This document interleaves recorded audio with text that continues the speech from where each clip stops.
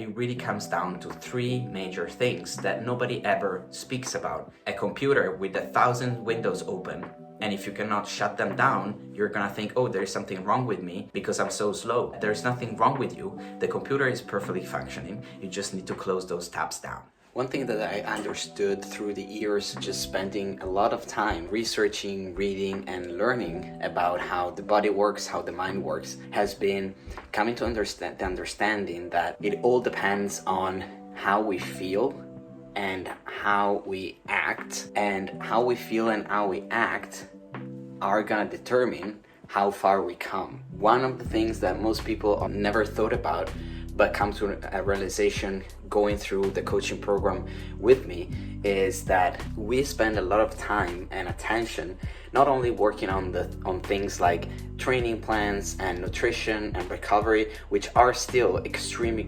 important, but also we spend a lot of time and we research and we really go in and master the art of showing up, the art of time management, and the art of energy management. Whether you achieve a result or not, whether you feel good about things or not, is gonna depend on if you feel good enough about the thing that you're trying to do and the process itself. If you don't feel good about it, if you don't have positive feelings, if you don't have energy, if you don't master your time and how you use the energy you have, if you don't really focus on mastering that energy, at the end of the day, you will not be able to have an output that matches the kind of results that you're trying to achieve.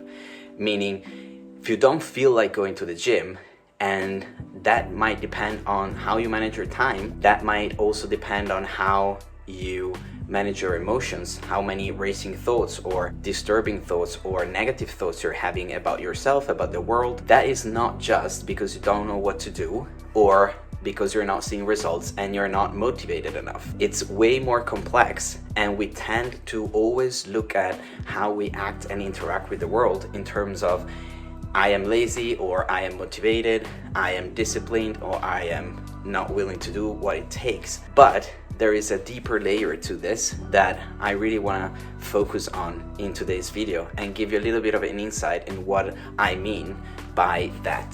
So what do I mean by time management, energy management, and feeling good and emotional resiliency?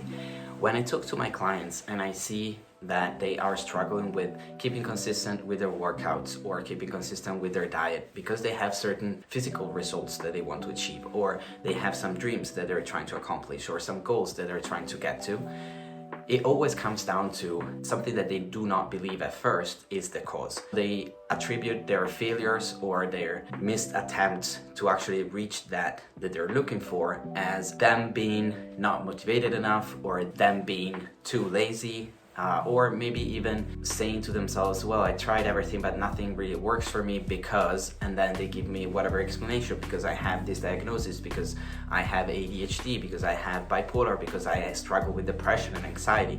And while that might be true, that there is something valid to it, and of course we need to take care of that part as well, what I see is a deep belief, personal belief, that I am not deserving of this. I do not trust myself enough to be able to start this journey or keep going on the journey. Or even when they start making progress and seeing the results, there is a part of themselves that pulls them back. It's like an internal thermostat that kind of makes them feel like, I reached all this happiness, or I reached this result, I'm seeing this progress, I reached this level, but I do not really deserve it because I haven't been putting effort in enough, or I'm ultimately internally flawed, or I am bad as a person. And this might not be a conscious thought, that might be very much a subconscious thought. That is why the first part of my coaching program, and what I really try to talk people through at the beginning, is going through the subconscious mind and seeing what is in there. What stories are we telling ourselves about who we are, and how do we feel about ourselves when we're alone with ourselves? And that is just the first part.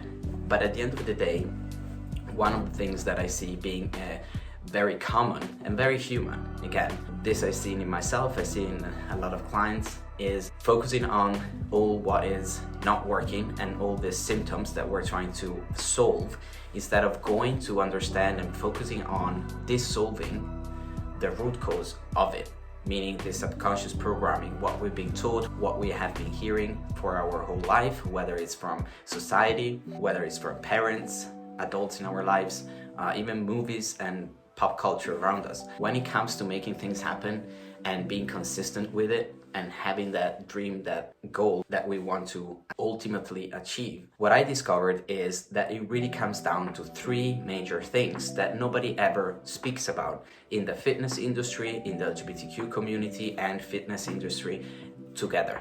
And those are time management, emotional resiliency, energy management. Why I talk about time management is because if you do not manage your time, someone else will manage it for you, and you will start resenting these people, or be angry about it, or be frustrated about how your time has been managed. Meaning, if you do not put things in your calendar and book yourself for things that are important to you, other people are gonna fill up your calendar, or you're gonna be feeling more willing to say yes to things because you do have the time anyways. And that can become a slippery slope. Point number one here is really making sure to look at where you're at by looking at how you're using your time. Many of you are gonna be, well, like, I know that's why, I'm trying to manage my time, but I don't have time enough, or I cannot focus on everything at the same time. I invite you to challenge that perception and either do a time audit, truly take 1 or 2 days where you write down exactly how you're spending each and every minute of your life, because it's gonna be giving you some revelations. I've done that myself, and it's astonishing how much time we spend, or I spend, just scrolling through social media or doing things that I could delegate. It might be going shopping for an hour when I could just have it delivered for a few bucks, and really starting understanding what do I value most and how am I spending my time, how am I choosing to spend my time. This is gonna be a revelation for some of you. It might be something that you are even struggling to see until you actually get it done. I'm gonna tell you if you are gonna be able to achieve the things that you want to achieve and work on bettering yourself by two things. I look at your bank account and I look at your calendar, because it tells a lot about a person, how you're choosing to spend your money and how you're choosing to spend your time. So these two things are gonna be extremely revelatory for you if you at least start getting into it and starting getting more self-aware around it. Number two is emotional resiliency. And why do I speak about my emotions when I train people and I do workouts for them and I teach them about nutrition and sleep and all those things? Well, because it all comes down to how you're feeling about things. I could give you the most amazing workout, the most perfect nutrition plan, the most amazing routine and habit, and you might even be able to follow it and apply it for a period of time. But if something external happens, if you feel a certain way about yourself, about something that happens, about a situation in your life at some point, and you're not able to see it for what it is, and you get collapse because of it, and you get affected by it, and you cannot respond the right way to it. Let's say something happens and this gives you anxiety, or it stresses you a lot, or you go into a depressive state or into a low energy state because of it, and your thoughts start going on and on and on in your mind, and the little internal self-talk cannot shut up, pumping this negativity into you. That is not gonna make it easier for you to actually go out and go to the gym, stick to your plans, have the motivation and the discipline to keep going, because you're not feeling good. On top of time management, how you manage your time, you need to also focus on self-mastery, meaning you mastering your emotions. And point number three is energy management, which attaches very well to the other two. How you spend your time and how you deal with your emotions is gonna be a determiner of how you feel, meaning how much energy you have and how you're gonna use that energy. If you have a lot of thoughts, it's like imagine having a computer with 1,000 windows open, and if you cannot shut them down, you're gonna think, oh, there's something wrong with me because I'm so slow. But it might be that there's nothing wrong with you. The computer is perfectly functioning. You just need to close those tabs down. And the thing is, how you feel and how you respond to life and how much you get done and how you even manage your time and how your time is kind of feeling for you is gonna be determined by how much energy you have. Remember those times where no matter how exhausted you were or tired from work, or you stayed up until 3 a.m. dancing and you were young and free and having a good time, but you were exhausted the day after. But all of a sudden, this person that you really liked invites you on a date. How do you feel? Even if your body's completely shattered, you're completely tired, you're exhausted, you're overwhelmed by thinking that the next week I have all this work to do, or I have to prepare this exam, but that person asked you out. How do you feel? Doesn't that surge of energy just instantly come in and you can go have a great date and you feel even replenished and refreshed after that? This is the same thing. If you feel great about some things, if you know how to manage your emotions and you know how to manage your life externally, that is gonna have a great impact on the energy level you have. The same thing is if you feel dreadful, if you feel in a depressive state, or you have negative self-talk, your thoughts are killing you, you're coming in this negative spiral of self-hate, or just like you give yourself certain remarks and certain beliefs like keep coming up and up and up in your head, your energy level, even your body language is gonna collapse. You're gonna feel shut down, you're gonna feel more tired, you're gonna feel exhausted just by being. I've tried that many times, so I can definitely recognize that when it happens, or I see it happening in other people. That is the key to everything.